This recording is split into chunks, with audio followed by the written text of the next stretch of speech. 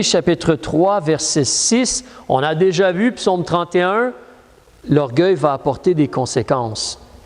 Mais ici, au chapitre 3, verset 6, nous avons lu déjà le verset 4 et 5 et les autres versets précédents. Mais au verset 6, parlant d'un pasteur, d'un ouvrier à temps plein, qu'il ne soit point nouvellement converti, de peur que, enflé d'orgueil, il ne tombe dans la condamnation du diable. Donc, un homme qui vient de se convertir, qui commence à croire en Dieu et à vivre pour Dieu, ne devrait pas être pasteur, ne devrait pas être placé dans la responsabilité d'être un pasteur.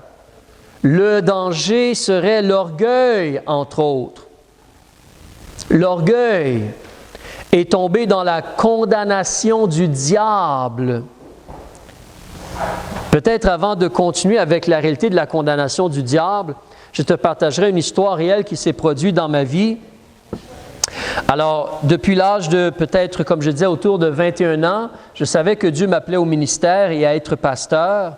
Et à un certain moment donné, j'étais dans une église aux États-Unis, au Vermont. Je connaissais les gens de l'église un peu, quand même assez bien, mais un homme est venu pour prêcher le dimanche où j'étais là. Moi, j'étais en visite, je n'étais pas marié, pas d'enfant, et j'étais là-bas en visite.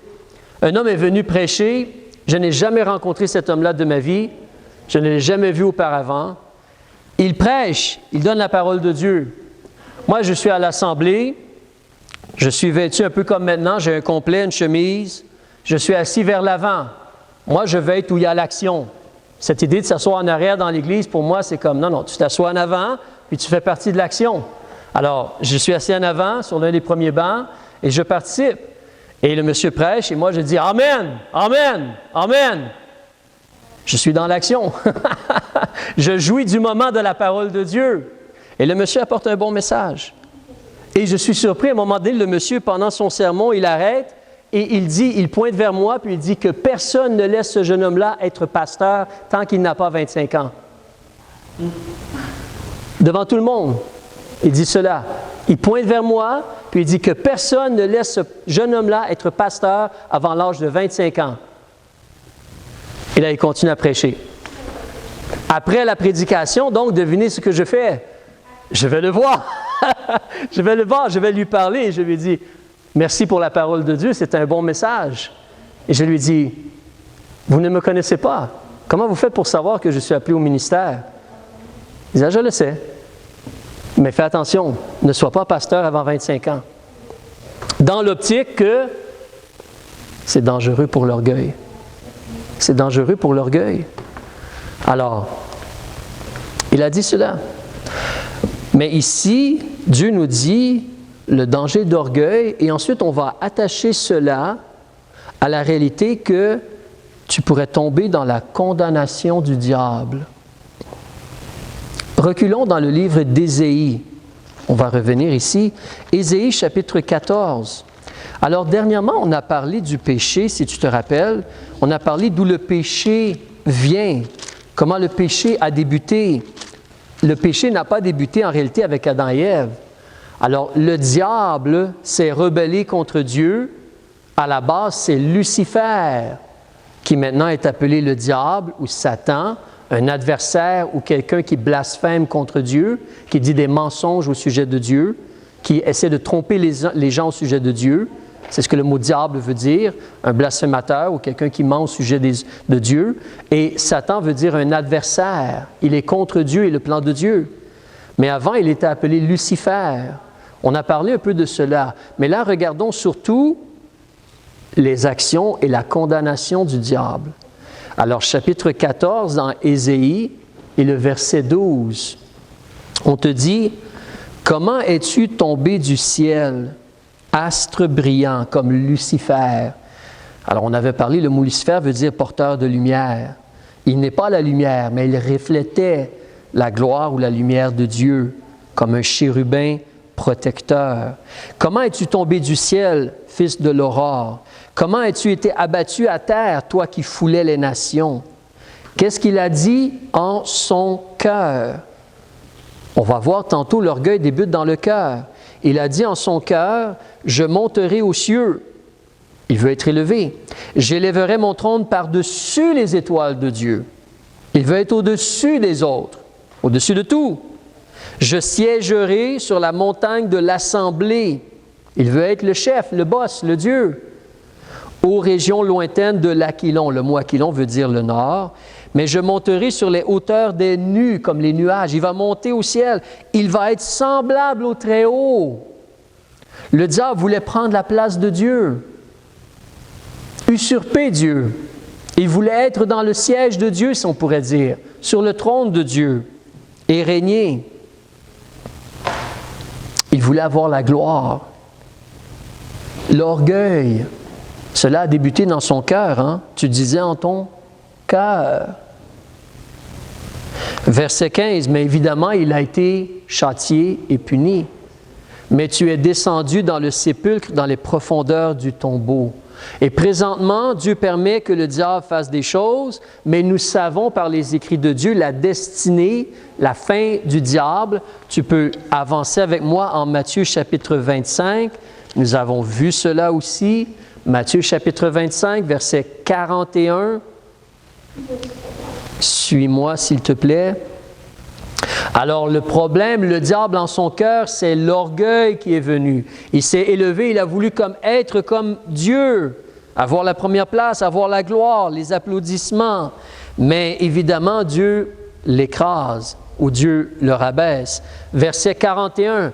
Ensuite, il dira à ceux qui seront à sa gauche, « Retirez-vous de moi, maudits. » Pour l'instant, considérons le diable surtout. « Retirez-vous de moi, maudits, et allez au feu éternel, préparé au diable et à ses anges qui l'ont suivi dans sa rébellion. » Les anges déchus ou les démons. Mais le diable, donc, ce qui l'attend, c'est le feu éternel. C'est la destruction éternelle. C'est les tourments éternels. C'est la juste punition pour la rébellion. Et oui, en passant, tous les êtres humains qui persistent dans leur rébellion envers Dieu, qui ne veulent pas Jésus, qui ne veulent pas que Jésus soit le Sauveur, le Maître, le Seigneur, tout être humain qui persiste dans sa rébellion envers Dieu, qui rejette Dieu et son plan, c'est le feu éternel qui l'attend. Le feu éternel, comme le diable et les anges. À l'origine, le feu éternel ou l'étang ardent de feu et de soufre, où on est conscient et tourmenté au siècle des siècles, comme la prison de Dieu. C'est à cause du diable que ça existe. C'est pour le diable que ça a été créé. Mais ceux qui choisissent de suivre le diable dans sa rébellion, comme les démons ou les anges déchus, comme les êtres humains, qui persistent dans leur péché, c'est là qu'ils vont aller. C'est là qu'ils vont aller. Mais nous, on parle d'orgueil surtout aujourd'hui. Alors, Paul nous dit concernant un pasteur, si tu veux revenir avec moi en Timothée, chapitre 3, Paul nous dit concernant un pasteur, il y a le danger d'un jeune homme qui vient de se convertir et qui malheureusement, en son cœur, laisserait l'orgueil se développer, germer et produire du fruit. C'est dans le cœur. Malheureusement, ça serait dangereux, donc un nouveau converti qui deviendrait pasteur pourrait s'élever, commencer à être, comme vous savez, ici, on a le festival des montgolfières. Alors, vous savez, le ballon devient gros à cause de l'air chaud. Des fois, la tête humaine, ça se gonfle à cause de l'air chaud. D'accord? L'ego humain. Donc, mais ici, il y a le danger d'être... On est nouvellement converti et on est enflé d'orgueil et on va tomber dans la même condamnation que le diable, parce que le diable a tombé dans l'orgueil. Il a accepté l'orgueil. La condamnation du diable. Pourtant, c'était comme un homme de Dieu, là. Donc, c'est dangereux. Ça ne veut pas dire qu'il perd son salut, mais ça veut dire que l'orgueil est dangereux et qu'il y aura des conséquences. On veut faire attention à l'orgueil. Je vais pour l'instant lire le verset 7 avant de parler plus de l'orgueil. Alors, chapitre 3, ici, on a lu le verset 6, regardons le verset 7. Toujours parlant d'un homme de Dieu. en plus qu'il devrait faire attention, si c'est un jeune, fais attention à l'orgueil. En plus, verset 7, il faut aussi qu'il ait bon témoignage de ceux du dehors, de peur qu'ils ne tombent dans l'opprobre. Ça veut dire la honte publique. Dans l'opprobre et dans le piège du diable. Donc, si tu as un jeune homme qui est appelé au ministère, qu'on va essayer de former pour le ministère, il doit faire attention à l'orgueil. Il doit prendre comme exemple Jésus qui était humble et abaissé et qui a pris la forme d'un serviteur. On va en parler plus dans les prochaines semaines. Et même si tu n'es pas appelé au ministère, si tu as reçu Jésus comme ton sauveur, suis l'exemple de Jésus. Abaisse-toi, humilie-toi et prends la forme d'un serviteur. Ne veux pas être le roi que tout le monde sert. Demande ce que tu peux faire pour servir Dieu. Fais attention à ton cœur. Alors, mais un pasteur, il doit aussi avoir un bon témoignage de ceux du dehors.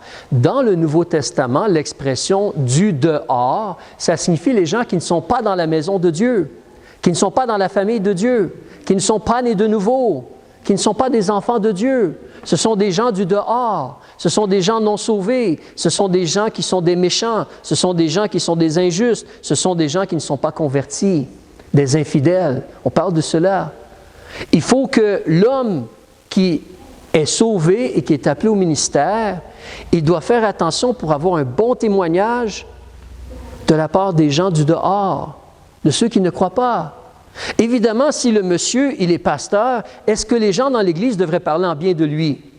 Minimum, n'est-ce pas? En réalité, sa femme devrait parler en bien de lui, ses enfants devraient parler en bien de lui, les gens de l'Assemblée devraient parler en bien de lui. Si ceux autour de lui ne font que dire « Ah, lui, c'est comme... » Non. On l'endure, mais on a hâte qu'il s'en aille ou quelque chose du genre. Hein? Ça, c'est pas bien.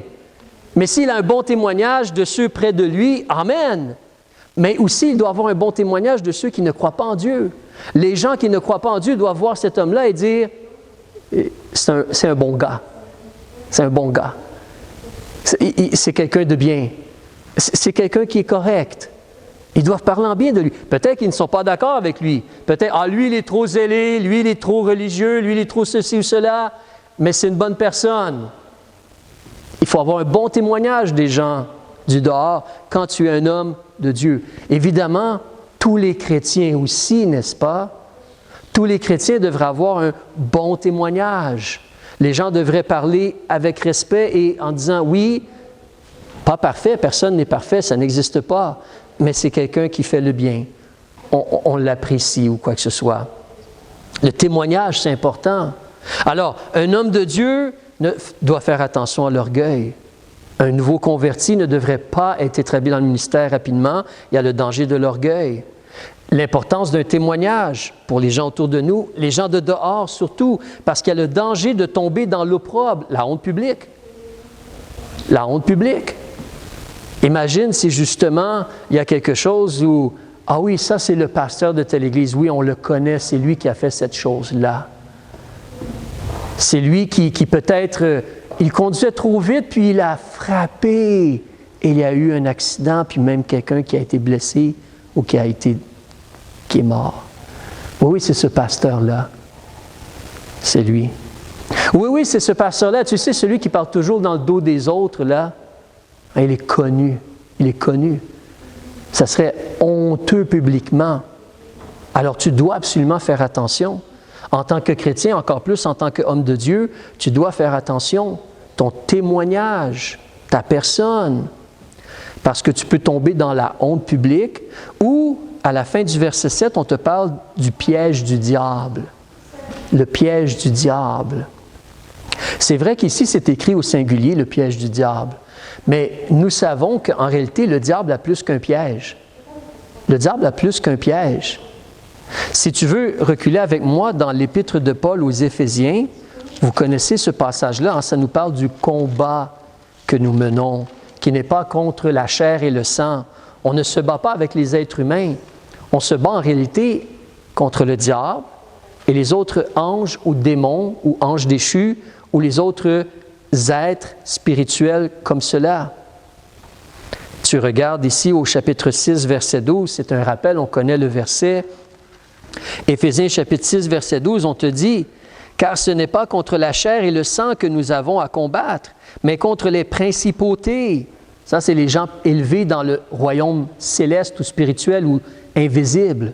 Alors, nous avons lutté contre les principautés, contre les puissances, contre les princes des ténèbres de ce siècle, contre les puissances spirituelles de la méchanceté dans les lieux célestes. Les puissances spirituelles de la méchanceté.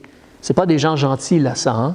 Ils sont dans les lieux célestes. C'est des êtres célestes comme des anges, des êtres, des démons, des anges déchus. C'est ces personnages-là. Principauté, puissance. Ça, c'est des termes pour parler de ces personnages-là. Mais on nous dit qu'on a à combattre contre eux. Alors, recule au verset 11.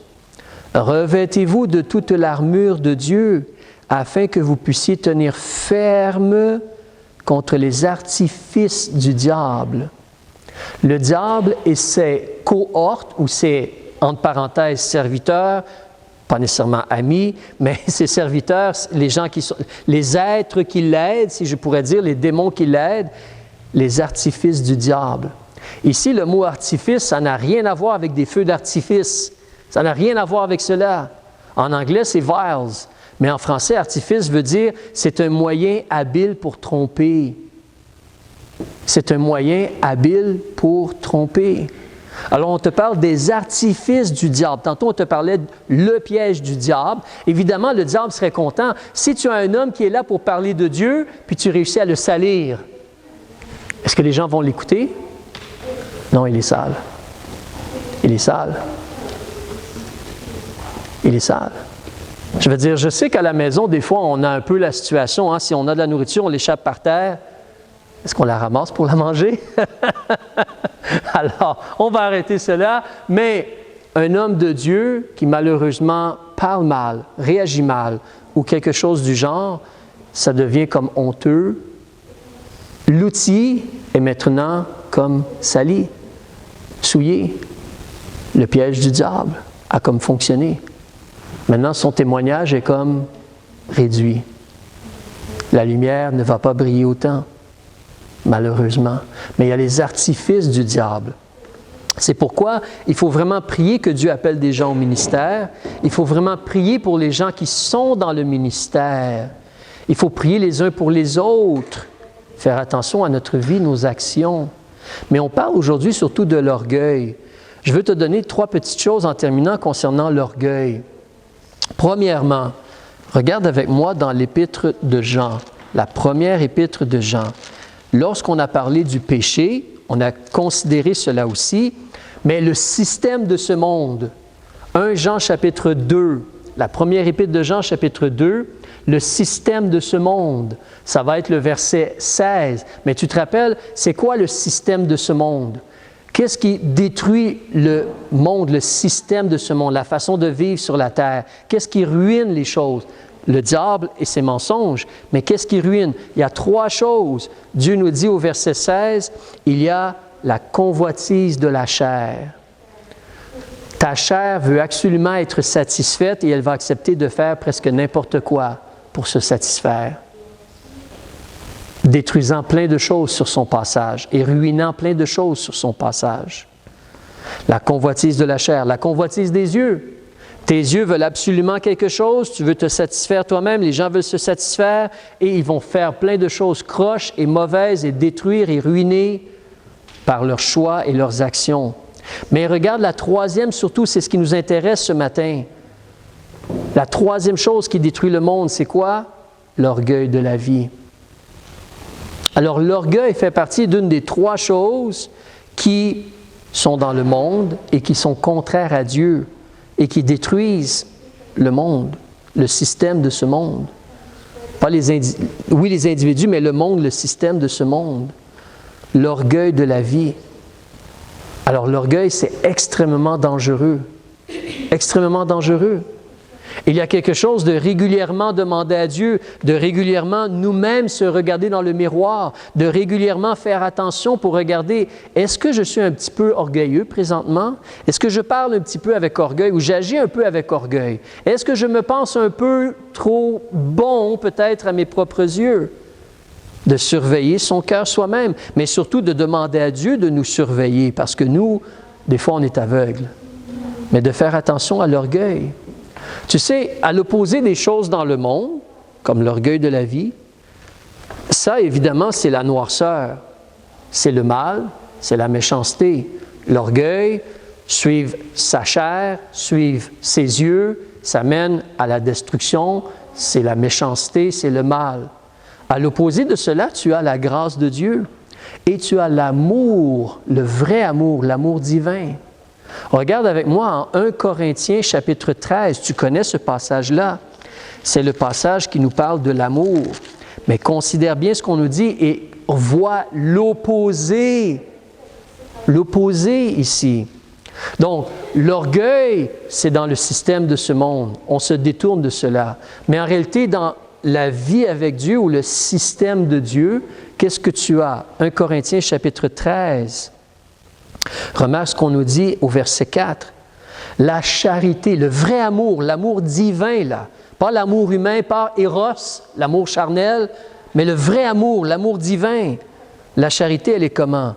Elle est patiente. Elle supporte les désagréments, les difficultés, puis elle continue. La charité, elle est pleine de bonté. Elle a de la miséricorde, de la compassion. La charité n'est point envieuse. La charité ne se vante pas. Elle ne s'enfle point d'orgueil. Alors, si vraiment c'est plutôt le monde, le système de ce monde ou ma chair ou le diable qui m'influence, je vais aller vers l'orgueil de la vie. Mais si vraiment je suis en relation avec Dieu et c'est Dieu, son esprit et son amour qui m'influencent, je vais porter vers quoi? Je vais rejeter l'orgueil et porter vers l'humilité. L'humilité est le fait de servir.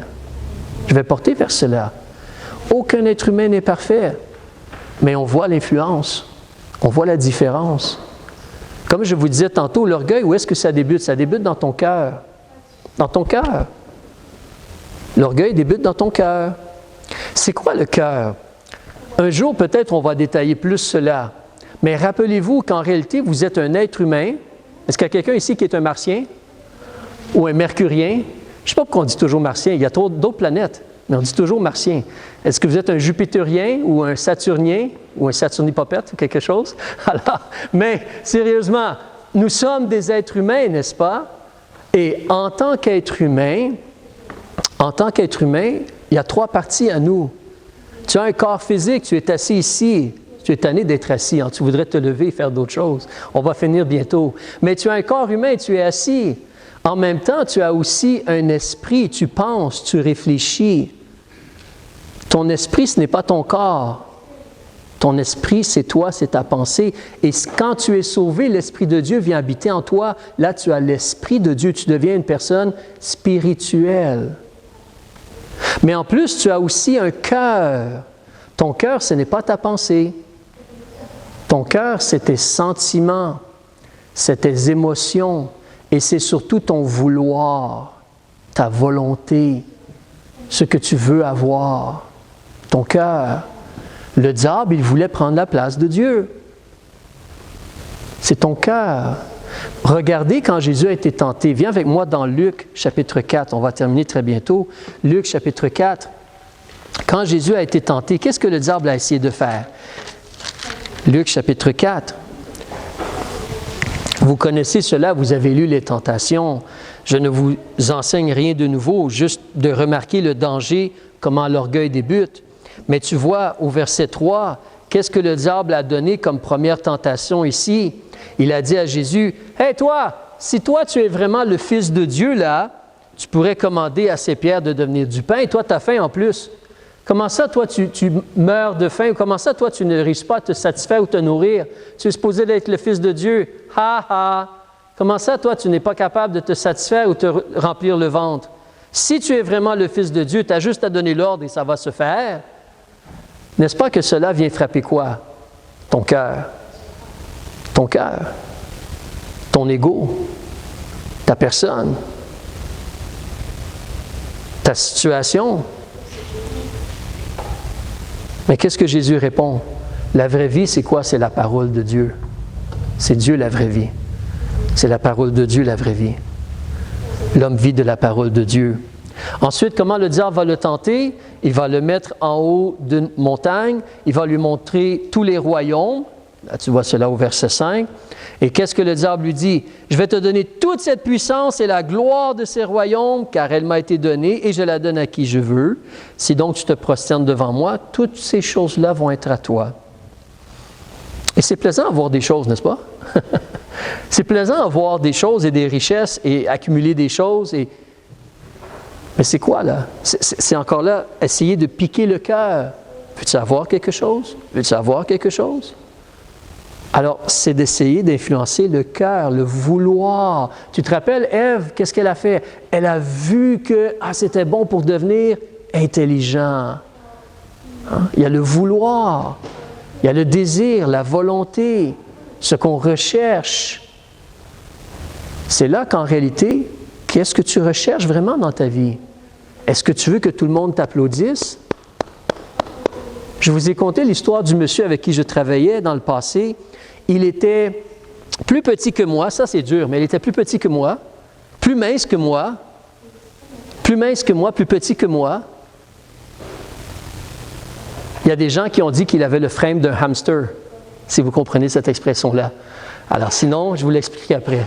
Mais il était petit et mince, et à un certain moment donné, il a décidé de faire de l'haltérophilie. Il a décidé de boire du jus pour aider à faire des muscles et aller dans le gym. Puis il a commencé à gonfler un peu. Il n'a pas grandi, mais il a commencé à gonfler un peu. Puis il se promenait comme cela. Puis tout le monde lui disait, ça c'est juste le jus là que tu bois. Ça c'est juste gonfler. Le monsieur, il a dit, c'est pas grave. J'ai mon heure de gloire. C'est ce que l'être humain veut, son moment de gloire. C'est triste, c'est dangereux. Mais qu'est-ce que nous, on recherche? Qu'est-ce que nous, on veut? Qu'est-ce que nous, on désire? Rappelle-toi, comme on a vu au début, l'orgueil va amener le jugement de Dieu. L'orgueil n'est pas une option. L'orgueil doit être chassé à coups de pied, à coups de balai, avec prière, avec débat. L'orgueil doit être chassé. L'orgueil est dangereux. Faisons attention à la condamnation du diable. Faisons attention au piège du diable. Et réalisons, comme Jésus dit ici, la vraie vie, c'est la parole de Dieu. La vraie vie, c'est de connaître Dieu, de servir Dieu, de vivre avec Dieu. Comme Jésus dit ensuite, quand il mentionne au verset 8, il est écrit, tu adoreras le Seigneur ton Dieu et tu le serviras lui seul. Nous avons été créés par Dieu, nous avons été créés pour Dieu. Et quand nous réalisons qu'on a été créés par Dieu et pour Dieu, là on va trouver la vraie satisfaction, le vrai contentement d'esprit, la vraie paix et la vraie joie. Quand on entre dans le plan de Dieu, on se soumet au plan de Dieu et on veut être ce que Dieu nous demande d'être. Ce que Dieu nous demande d'être. On est ce que Dieu nous demande d'être. Chacun de nous, on a nos situations. Mais l'orgueil est dangereux. Père, on veut te remercier pour les choses qu'on peut